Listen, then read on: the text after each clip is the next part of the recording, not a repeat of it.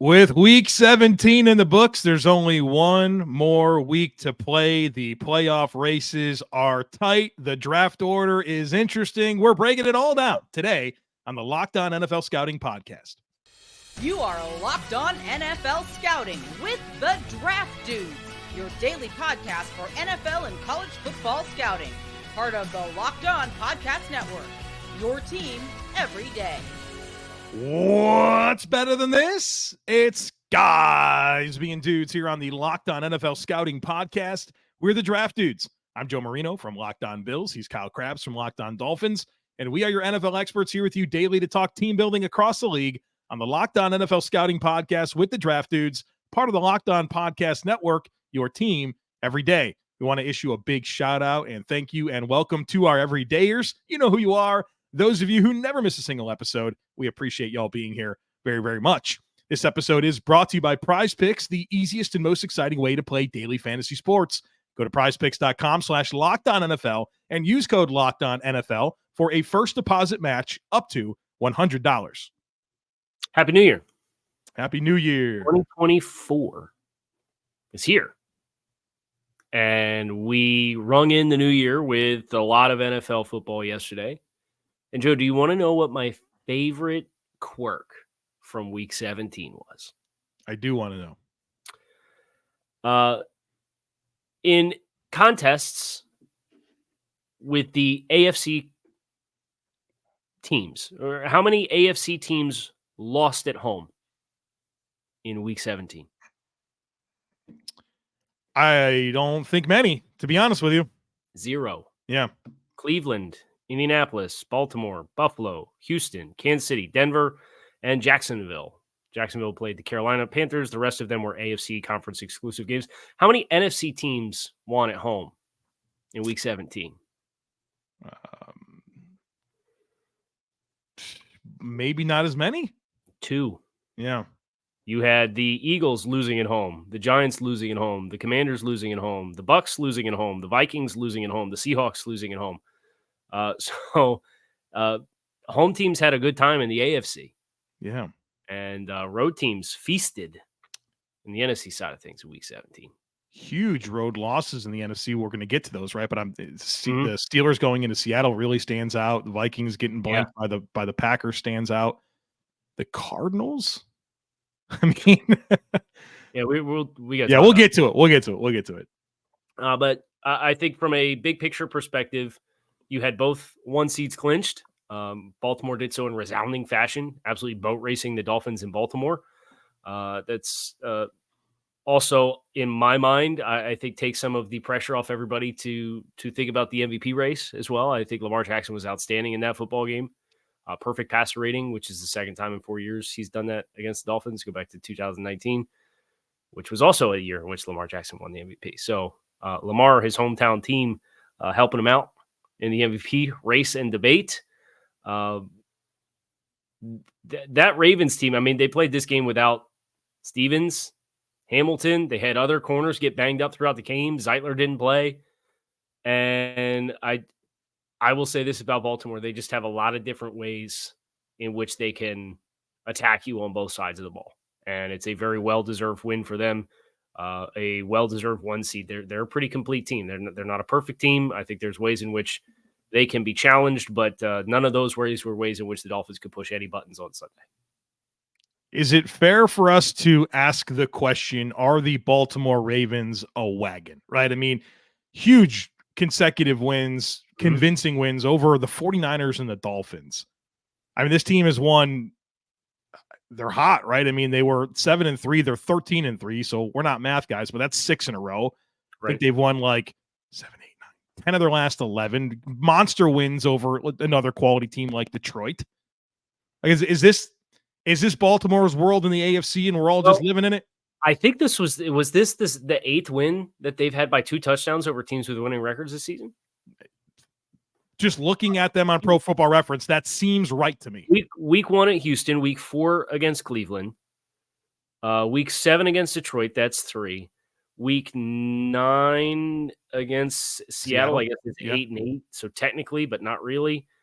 Then you had Jacksonville in week 15, San Francisco week 16, and Miami week 17. So it's at least 6. Rolling teams, man. Yeah. Top 5. They're explosive on both sides of the ball. Yeah, they're top 2 scoring offense and top 2 scoring defense. That feels important to me. Mm-hmm. Right. So now it's an interesting scenario for Baltimore, who they play Pittsburgh next week. And Pittsburgh obviously has a lot to play for. Baltimore has the 1 seed wrapped up. They have nothing to play for. They have nothing to play for. And so that's that fine needle to thread of, okay, you have nothing to play for, but you also have the bye, and you don't really want to go like 3 weeks without playing football. And so that's going to be an interesting deal there. We know that, what we presume Tyler Huntley is going to be the quarterback. They've had success with him in the past. So I think the thing to watch is the corners. Yeah. Because they were down to 3 corners, and then Arthur Mollay got like banged up. So if Pittsburgh with George Pickens, Mason Rudolph, that kind of resurgence, with Mason Rudolph and the willingness to throw the ball down the field, I think that could be the thing where if Baltimore kind of walks the tightrope a little bit and plays some guys, one area they're not going to push anybody is the secondary. Yeah. So I think that'll be a really defining trait for that football game as Pittsburgh is playing for their fringe wild card hopes and dreams, which they need a win and help. But I think they'll get the help that they need from Baltimore, just because I think Baltimore having it wrapped up this early, this convincingly, and being a team that is a little banged up, they're going to be without a lot of key pieces, I think, in that game, just because they don't want to tempt fate. So the 1 seed is the Ravens, the 3 seed is the Chiefs, the 5 seed is the Browns. That is done. The rest of it's open, right? Number 2 will either be the Bills or Dolphins. That game, Sunday Night Football next week, will decide that. Questions about both teams, right? Fair enough. There's technically 3 open spots, right? Yeah. Because the 3 seats that you picked, but then Miami's clinched a spot. Yeah. So Miami's like definitively in. Yes. So AFC South, we could talk about Jacksonville getting off the schneid against the Carolina Panthers. With CJ Beathard, right? CJ Beathard won by 26 points. Yeah.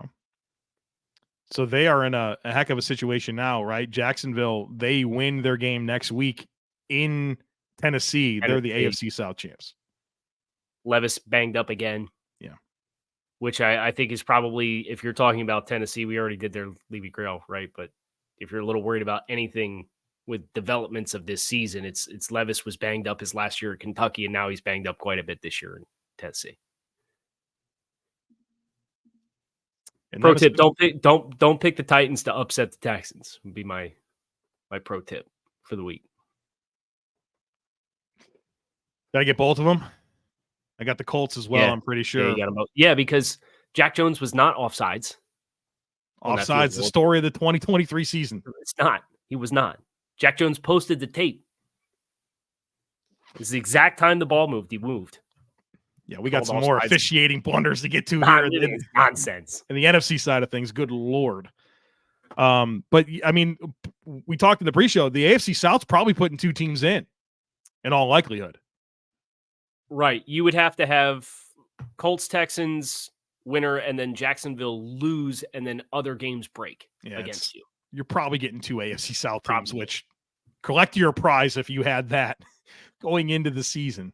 Pretty surprising there. And then I feel really good about how our season predictions unfolded for the most part, though. Oh, I haven't even looked back at those. Yeah, it's fun. And I am also like low-key rooting for the Bengals against the Browns, another team that has nothing to play for because they're locked in their spot. So we can have the whole AFC North with a winning record. Because I'm pretty sure we did like 3 schedule predictions and we had that. Schedules were so favorable, man. It's like, how do they not? Right. You can be down to your 4th quarterback or your backup quarterbacks and still have the winning records in the AFC North, right? I mean, that's kind of what's happened. And meanwhile, you got Ravens kind of run away with the thing, but like Pittsburgh's down to their 3rd quarterback, Browning for the Bengals, 4th one for the Browns, and they still are all going to have winning records. The schedule, man, it was always good for them. Anything else you want to sneak in here on the AFC? I think maybe we lead with Pittsburgh, Seattle. before we get into the Eagles and Lions missed opportunities. Yeah, after the break. And of course, we'll get to the Week 18 schedule as well later on. So be sure to stick with us. But folks, you got to check out PrizePicks. PrizePicks is the largest, most fun, easiest way, most exciting way to play daily fantasy sports. The format is awesome. It's just you against numbers. It's not you against thousands of other players, including pros and including sharks. It's just you against numbers. Here's what you do. You select 2 or more players. You pick more or less in their projected stats, and you place your entry. That is it. It doesn't take long. Picks can be made in under a minute. And then when you win, the withdrawals are super, super quick. PrizePicks just makes all these sports that much more exciting. I love having an entry going into a slate of games. It just makes it that much more exciting. So check it out. Go to prizepicks.com/LockedOnNFL and use code LockedOnNFL for a first deposit match up to $100. Again, that's prizepicks.com/LockedOnNFL and use code LockedOnNFL for a first deposit match up to $100. PrizePicks, daily fantasy sports made easy. Pittsburgh, big dub. Gets Seahawks. Keeps their playoff hopes alive. Pushes Seattle to the brink. Puts them on the outside looking in behind the Packers, who had a resounding win by 23 points on Sunday Night Football.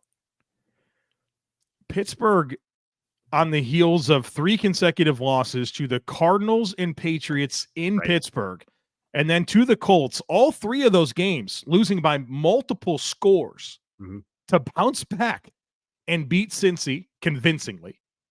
I mean, and really Seattle, a game that they were in control of the entire time. And what's different? Mason Rudolph's the quarterback? Turns out you got to pass the ball in 2023. They ran it too pretty well against Seattle, well, right? And that was the thing that was more impressive, I thought, for that game was just, Jalen Warren and Najee Harris combined for monster yardage on the ground. Yeah. They really whooped Seattle up front big time. So the stories, both of these things, Steelers, what is it, 20 seasons in a row for Mike Tomlin, not having a losing record. So I think it's legit 17, I think is the number of seasons in which. Insane. Yeah. Right? Insane. Never in doubt. Right. You would think after that 3-game skid, it was maybe a little in doubt, but silly anyone in the world who would doubt Mike Tomlin for getting a winning record has a chance to sneak into the playoffs. They'll need a little help, as we talked about. But Seattle, what's hard about Seattle is it's like they had it, and then they went through that stretch of games where we knew they were going to lose a bunch. But then they come back. They beat Philly, which was huge. Pull out the Eagles game, and then you had Tennessee. Yeah. So all right, we can stabilize this. And now we're on the outside looking in.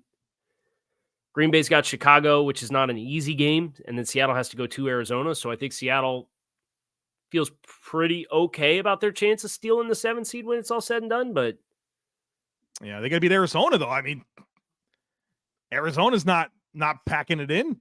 What a segue. Let's talk about these 2 teams in the NFC. Philly dropping to Arizona. A game that, Philly had in control after the Sidney Brown pick 6 pretty comfortably. And still fell apart. Pause. Can we talk about that pick 6? That was either going to be intentional grounding or a pick 6. Right. What was that throw? Nobody home. Nobody home. Sidney Brown was home. 99 yards, right? Yeah, 99 yards. Standing effort after the catch. Yeah. Good effort and strain from the guys on the defense to block for him and set up some blocks to get him there. But I think that was probably about the last good thing that happened to Philly the whole game. They lose Devontae Smith in this game as well. Yeah.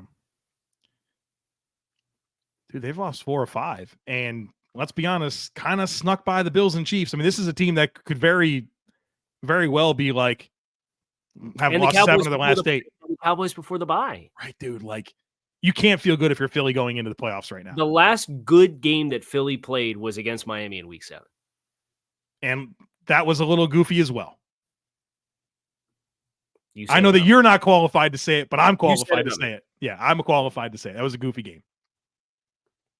And then the game before that, they lost to the Jets. Right. And we kind of knew, like, dude, we watched this team early on, right? Remember this? We're doing the power rankings. We're talking about the Eagles every single week, and you're like, I don't know, they still haven't played their best football. They got a lot of talent, but they're right. just not clicking, and they've never clicked.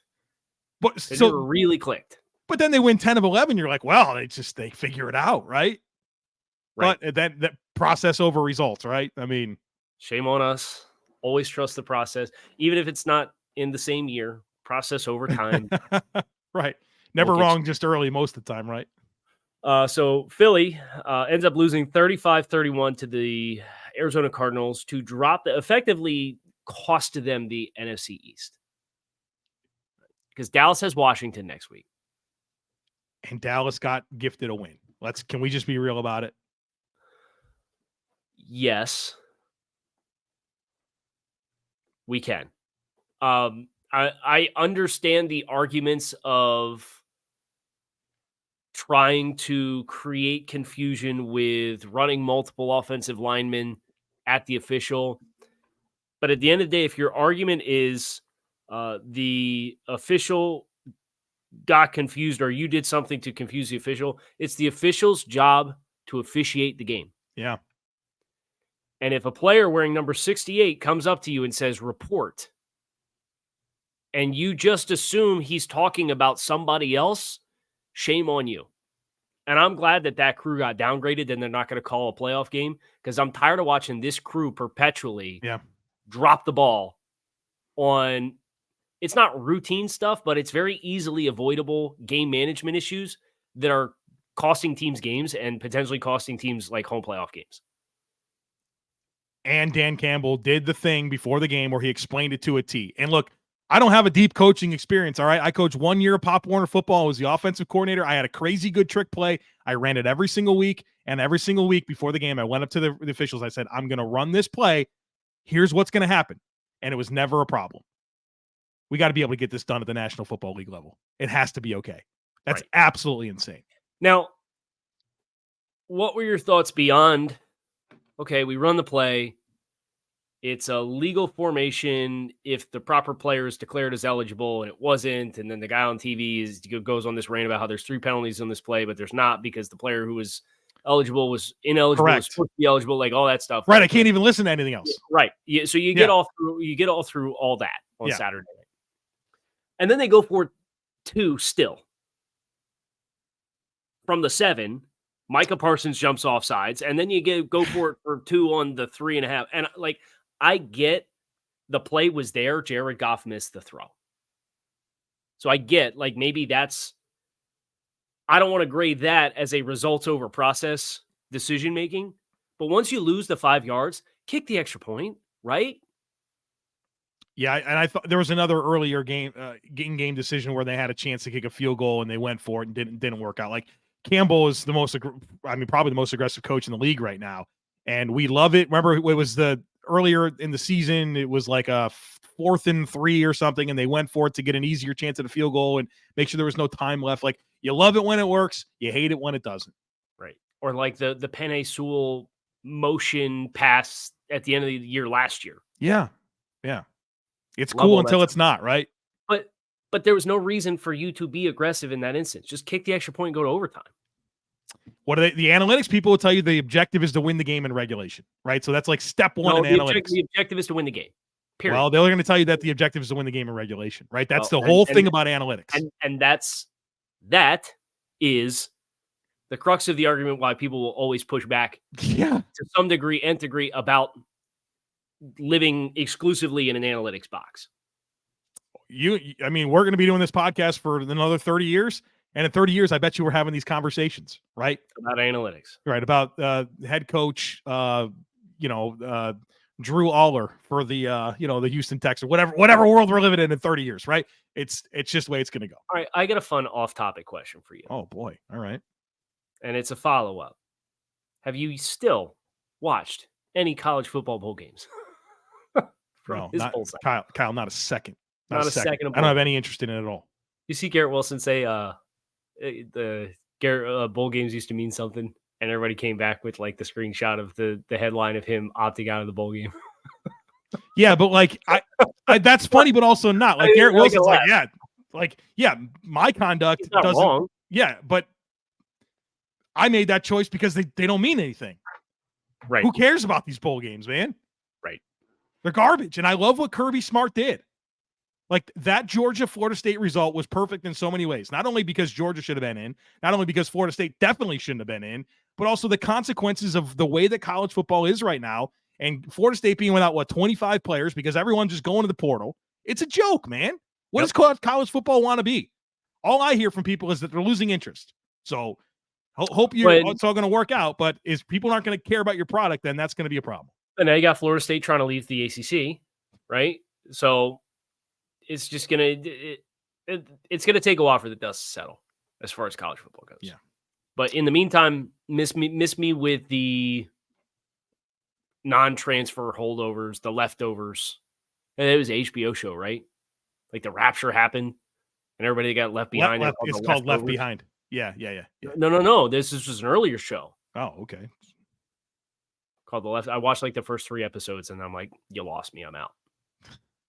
Like the college bowl season. So there you go. All right, we're going to talk Week 18 and the draft order and something real interesting about that top pick from a bunch of different angles. So be sure to stick with us.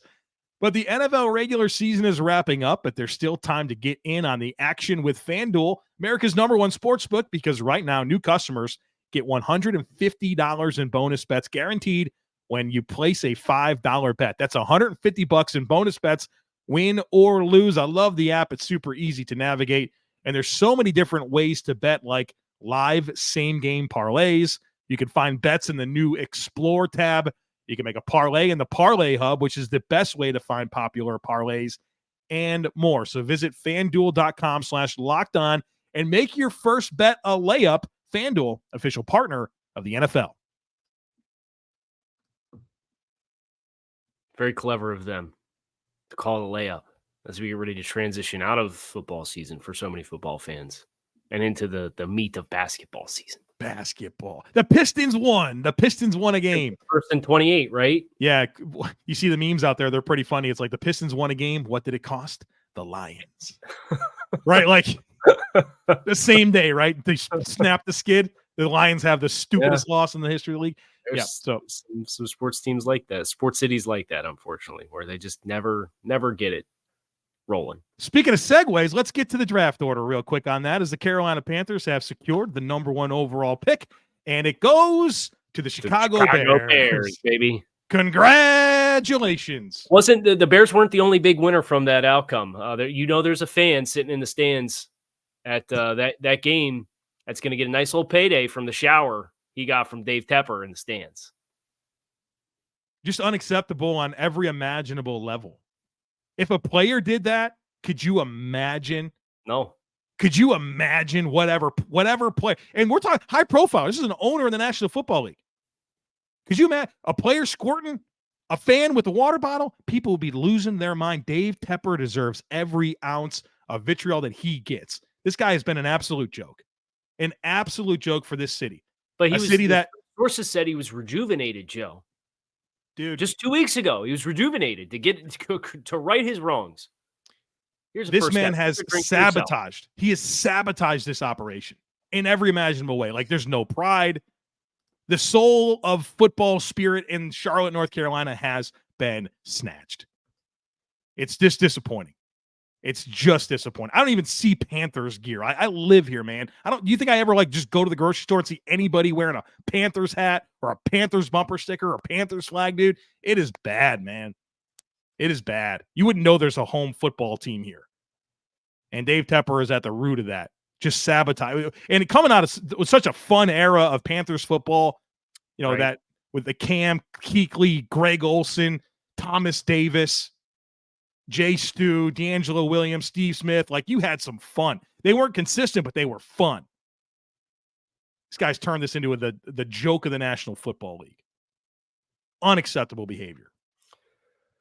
Anyway, I'm glad I could tee you up there, because I know it's front row center for you because you live there. My wife used to be a Panthers fan. That was cool. Did you see the this next block of games that we have? You have 3 teams at 4-12. Washington, New England, Arizona. I think there was like a 60-minute stretch where New England and Washington, based on strength of schedule, flip-flopped that pick 4 times. New England's going to beat the Jets next week. I would be inclined to agree with you. And Bill Belichick has no reason to not win the game. He's chasing a wins record, and he's probably not going to be there. Like, how's that for one last twist of the knife? The embrace between him and McDermott at the end of the game yesterday said a lot to me about the reality of Bill being that back. Situation. I missed this. Oh, it was like a awkwardly long embrace is what it was. Passing of the torch. Well, Bill's going to win 19 in the next 20 division titles. Yeah, where do I sign? Where do I sign? Yeah, I'm sure. But yeah, so I think they're beating the Jets. And like Mike Debate and I talked about this. If that's the last game for Belichick as the head coach of the New England Patriots, Kyle, there's no way. There's no way he goes down to the Jets after beating them 100 times in a row, after walking out of that contract. You know what I mean? It's just not going to wait. It's not going to end that way. That's Jets D is still playing, or that Bills D is still playing good football right now. The Patriots defense, you mean? Yeah. The third time's the charm. The Patriots defense is still playing good football right now. Oh, and Zappi's unbelievable in terms of the upgrade he is over Mac Jones. Just because he can create. He's instinctive. He has football instincts. I actually thought the escape that he had in his own end zone from Gregory Rousseau when they were backed up in the fourth quarter. Yeah. Really, really nice pocket presence football play. And he had an 18-yard touchdown run, which was great. Escape the pocket north and evade some pressure. He's been good under pressure all the last 4 games. He's been like metrically very like average to above average. He's not a slug, man. Yeah. And defensively, they got some stuff going. I mean, they have tons of injuries and stuff, but like they're going to beat the Jets next week. Which would put them probably at, based off strength of schedule tiebreakers, probably at 5th, because we're assuming the 5-11 Giants lose to the Eagles, although that's probably not a safe assumption based on how. Not so fast. So they would fall behind Arizona. Washington's currently in the 2 spot. New England currently in the 3 spot based off .003 strength of schedule.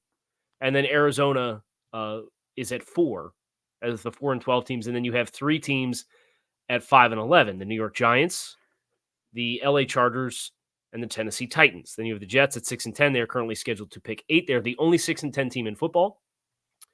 And then the bottom 2 7-9 teams just to round out the top 10 of the Atlanta Falcons, who have a chance to, I think, win that division still in spite of everything right now, currently scheduled to pick 9th, and then the Chicago Bears picking 10. So what's really interesting is you think about Arizona and then winning that game to get to four wins. You'd have to you'd hate for that to cost you Marvin Harrison. Like, cool, Jonathan Gannon revenge game, but you don't want that to cost you Marvin Harrison. You'd have to think if Chicago picks at 1, they're just going to pick him, right? With the way that it's going with Justin Fields, and like they're 7-9, with playing a lot better defensively, they've been really good. Is that just like, let's get Marvin Harrison and let's boogie? What do the analytics say? The analytics probably say to trade back, right? Yes, the analytics will 1,000,000% say don't draft a wide receiver at 1. It's going to be a big part of our offseason conversation for sure. Because Washington probably picking a quarterback, right? Like the Sam Howell thing's been fun. They tried to bench him. They tried to bench him. And I know the people who will be there making these football decisions beyond now are not the ones that are currently there. But I don't know how you study the body of work, look at the regression of Sam Howell, look at the issues with playing on schedule all season long, not to open up another can of worms. Yeah. Probably do a show on this. So I think that's a quarterback spot. So you're dangling, like if I'm Chicago, I'm making the number 1 overall pick available right now. Yeah, and I want to go down as little as possible and get as much as possible because I still want to guarantee I get that player. So draft order is interesting, and obviously week 18 will decide everything in terms of playoffs, the draft order. And we will have at least one other spot in the playoff field clinched by Sunday because of the games that they put on Saturday. Pittsburgh, Baltimore, Houston, Indy. The winner of Texans Colts is the 8:15 game. Will clinch a playoff spot with that win. Just a matter if it's going to be 4, 6, or 7. Right. So then you have Pittsburgh. From your perspective, Joe, it's probably nice. The Bills are the team that, with a loss, would have things catastrophically have to break against them for them to miss the playoffs. It's nice to have one of those games on Saturday at 4:00. Yeah, if the Steelers lose to the Ravens, the Bills clinch regardless of what happens on Sunday night. Well, there you go. So you may get through Saturday and you may have two of the remaining AFC playoff spot, and then it's really just determining the AFC South winner. Yeah, because Jacksonville to decide if they're in or if another team is a wild card. Jacksonville, Tennessee at 1:00. Jacksonville wins; they win the South. Jacksonville's another team for the Bills. If the Steelers beat the Ravens, the Bills need Jacksonville to lose to Tennessee if they're going to lose to Miami. Mm-hmm. The Bills win; they're the 2 seed. If they lose, they need either Jacksonville or Pittsburgh to lose to make the playoffs. What do you think the league's rooting for there? For the optimum drama, they're probably hoping that Pittsburgh and Jacksonville win. Surely. Yeah, they want to watch. They want Sunday Night Football for everyone to watch the Bills either be the 2 seed or not make the playoffs. Yeah. Right. That's what they want. That's the drama. I think that's the most dramatic. I mean, the most anticlimactic thing that could happen is both teams are clinched, and then you're playing for the 2 seed. And if Miami loses, they're the 6, and if Buffalo loses, they're the 7. Right. That would be not great for the league, but great for me. Right. Great for peace of mind. Right. I'd like to know that if you lose the game, there's still another one coming next week, right? Right. But you dug your hole, so you finished the job getting out of it. But a lot of holes been dug this season for a lot of teams. And it's also really interesting to look across like all the divisions and see which ones are close and which ones have these massive voids. Mm-hmm. If you think about the AFC North, right? How we said all the teams are above 500, or the NFC South where all the teams stink. But then you have like the NFC East where the Giants and Commanders, like you combine their win totals and they still don't touch either one of the other two teams. They're still not the division champs. Right. Right. They're still not second place. The AFC East, and obviously Aaron Rodgers' injury had a lot to do with that, but even still, that Jets team feels far away from those other two teams at this point in time. Yeah. So there's some really interesting division dynamics that we're going to see continue to unfold as well. And we'll be here for all of it. So make sure you find us on YouTube or wherever you listen to your favorite podcast. I'm Kyle Crabbs. He is Joe Marino, and we are Locked On NFL Scouting. We're out of here.